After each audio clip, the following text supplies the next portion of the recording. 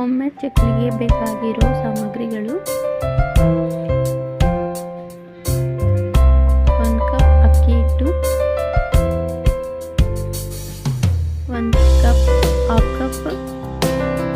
ಕಡಲೆ ಹಿಟ್ಟು, 1 spoon jeera, 1 spoon ಖಾರದ ಪುಡಿ, 1 ಟೇಬಲ್ ಸ್ಪೂನ್ ಎಳ್ಳು,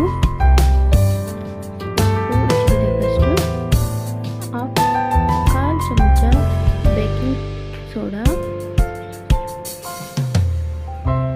ಇದನ್ನೆಲ್ಲ ಚೆನ್ನಾಗಿ ಮಿಕ್ಸ್ ಮಾಡಿ ಕಾದಿರೋ ಎಣ್ಣೆ ಹಾಕಿ 1 ಟೇಬಲ್ ಸ್ಪೂನ್